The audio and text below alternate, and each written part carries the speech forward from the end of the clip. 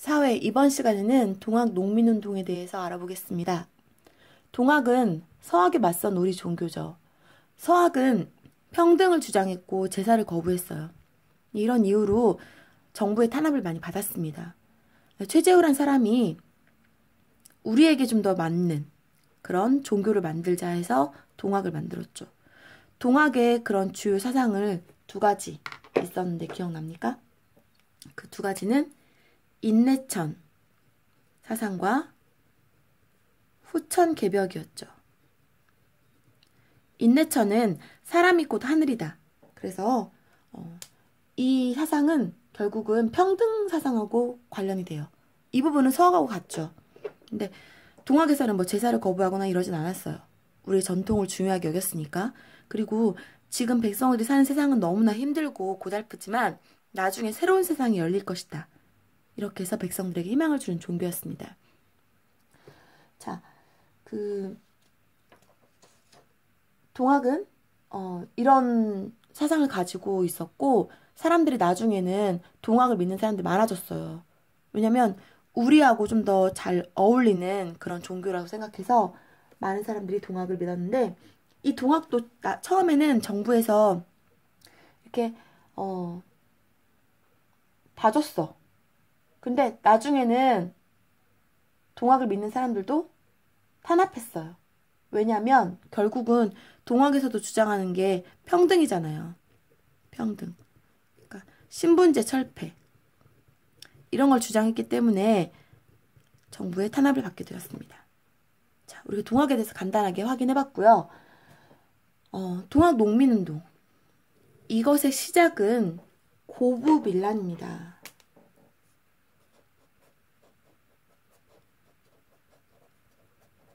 고부밀란이라고 하는 것은 고부 지역에서 일어난 백성들의 난이에요. 고부밀란. 고부군수. 고부군이라는 전라도 지역인데요. 고부군수 조병갑이라는 사람이 있었어요. 근데 이 사람이 굉장히 횡포가 심했어. 정말 탐관오리의 대명사. 그런 사람이었어요. 이 사람이 한 번은 저수지를 만들었대. 저수지. 예전엔 저수지를 뭐라고 했냐면 보라고 했죠. 저수지를 만드는데 농민들을 많이 동원했어. 만들어야 되니까. 농민들 불만이 많았겠죠. 왜 우리가 다 이렇게 일을 해야 되는지. 근데 뭐라고 꼬셨냐면 이 저수지가 만들어지면 그 저수지의 물을 그냥 갖다 쓸 수 있게 해주겠다. 이렇게 했어. 농민들이 좋죠. 그래서 열심히 일해가지고 저수지를 만들었는데 나중에 말이 틀려진 거지. 다 만들어진 다음에 어떻게 했냐? 물세를 받는 거예요. 거기다 돈을 받는 거지. 백성들이 화가 났겠죠. 근데 그 중에서 이제 백성들을 대표해서 한 사람이 나서서 그 조병갑에게 가서 얘기를 했어요. 그 사람이 누구냐면 전창혁이란 사람이에요. 전창혁. 자, 이 사람이 고부군수에 가가지고 이게 말이 되냐? 처음부터 물세를 받지 않겠다고 했으면 받지 않아야지 하면서 막 불만을 얘기를 했어. 대표로 가서. 그랬더니 조병갑이 가만히 있었을까? 가만히 안 있겠었죠. 그래서 곤장을 때렸어. 결국 그 곤장을 맞고요. 한 달 만에 죽게 됩니다. 이 전창혁의 아들이 누구냐?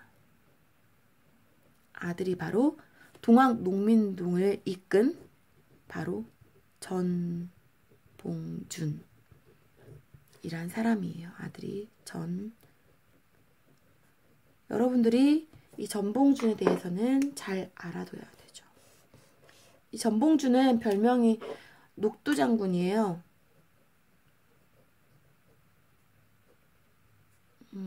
이 사람은 별명이 녹두장군이야. 녹두 알갱이가 굉장히 조그만한데 어렸을 때부터 키도 작고 몸집도 왜소해서 녹두라고 막 이렇게 별명이 불려졌다고 합니다. 녹두장군 전봉준이라고 하고요. 그리고 동학을 믿는 사람이죠, 당연히. 동학을 믿고 고부 지역에서 좀 대표적인 그런 역할을 하는 사람이었어. 근데 이런 일들이 생기고 나서는 어떻게 했냐? 동학 교도들을 한 1000여 명 이끌고 대표자가 돼가지고 고부군수를 조병갑을 잡으러 쳐들어간 거죠. 그래서 이게 바로 고부 밀란입니다. 이게 이제 동학 농민운동의 시작이에요.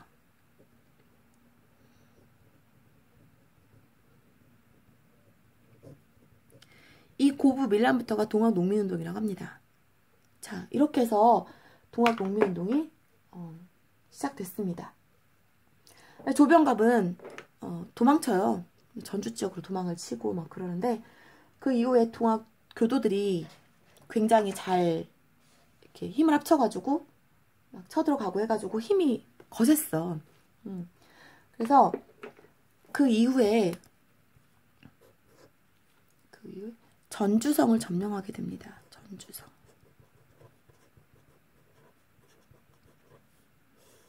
전주성을 점령하게 되고, 정부는 이 동학 농민, 그 동학군을 이기질 못해서 화해를 청하고 어떤 약속을 맺어요. 약속을 맺고 전라도 지역에 집강소라는 것을 설치를 해요. 이 집강소는 뭐냐면 농민이 중심이 되는 그런 개혁을 실시할 수 있는 기구예요.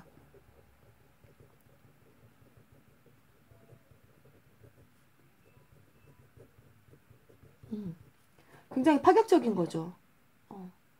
근데 사실은 이 집강소를 설치해서 농민들이 뭐 개혁을 하게 해주고 이렇게 하는 거가 정부가 진짜 그렇게 해주려고 하는 게 아니고요. 뒤에서는 뭘 했냐? 뒤에서는 이 동학 교도들을 우리 정부의 힘으로 안 되니까, 진압이 안 되니까 바로 또 외세의 힘을 빌리죠. 누구겠어요? 청나라죠. 청나라의 힘을 또 빌립니다. 그래서 청나라가 오는 때까지만 이렇게 좀 봐주는 척 한 거죠, 한마디로. 근데 청나라가 이제 와서 그 동학 교도들을 막 탄압을 하죠. 근데 청나라만 온 게 아니야. 누가 왔냐? 일본이 같이 들어옵니다.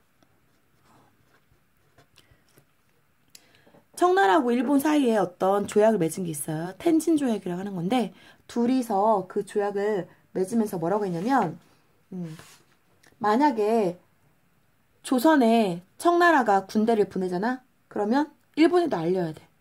그래서 둘이 같이 이렇게 하겠다 이 말이야. 그 말은 뭐냐면 일본이 행여나 조선이 청나라 쪽으로 많이 넘어가게 될까봐, 자기들이 조선 차지해야 되니까 그럴까봐 그런 조약을 맺은 거죠.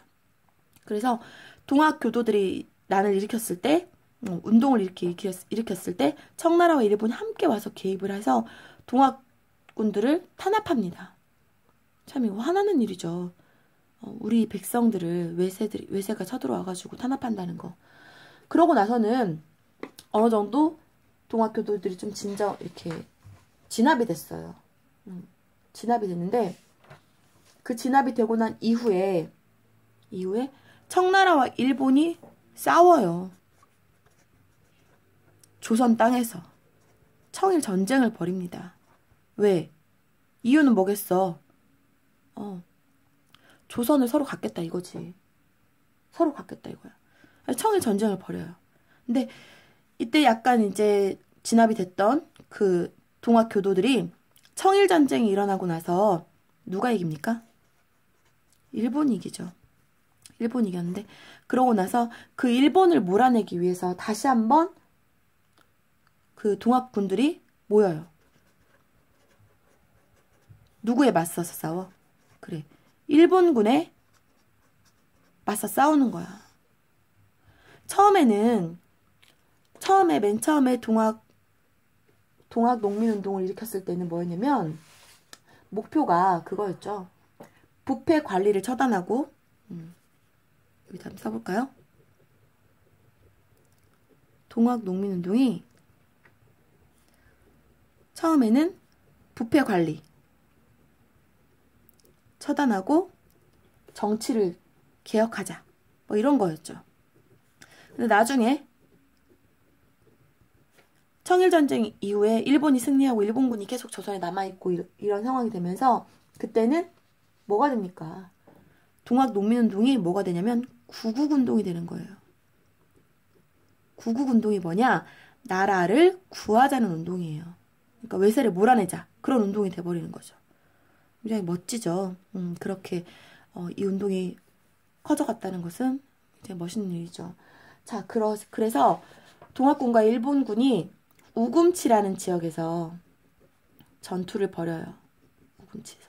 그런데 동학군의 그런 무기나 생각해보세요. 일본군의 상대가 되겠어요? 상대가 되지 않았지. 그래서 결국은 우금치 전투에서 동학군들이 집니다. 지고 전봉주는 잡히게 돼요. 근데 사실 전봉주는 또 예전에 전봉준의 밑에 있던 부하가 몰래 밀고 합니다. 그래가지고 결국은 내부에서 자기를 팔아 넘긴 거지. 전봉준은 사형을 당하게 되고요. 일본군이 잡혀서 사형을 당하게 되고 동학군은 이렇게 결국 물러나게 되는 거죠. 자, 그러면 우리가 여기서 동학군이 어떤 내용들을 주장했는지 알아보도록 할게요. 그 집강소를 설치했잖아요. 여기서 주장한 것들이 몇 가지가 있습니다. 여기 주장한 거 뭐였냐면 집강 설치해서 먼저 동학교도와 정부가 서로 화해하고 그 다음에 탐관오리 처단하고 노비 문서 없애고 차별 없애고 그 다음에 과부도 재혼할 수 있게 해줘라. 그런 얘기 했고요. 그 다음에 기타 세금 같은 거 너무 많다. 그런 것들을 좀 세금을 개혁하자. 그리고 또 토지는 골고루 나누어 주자. 이런 것들을 주장했었습니다. 자, 오늘은 우리가 동학농민운동에 대해서 알아봤어요. 동학농민운동 하나만 알아보려고 해도 굉장히 내용이 많아요. 여러분들이 선생님이 설명한 이런 간단한 내용 외에 더 많은 책들을 읽어보면서 동학농민운동에 대해서 더 자세히 알아봤으면 합니다. 또 전봉준에 대해서도 자세히 알아보면 좋을 것 같아요. 자, 오늘 영상은 여기서 마치도록 하겠습니다.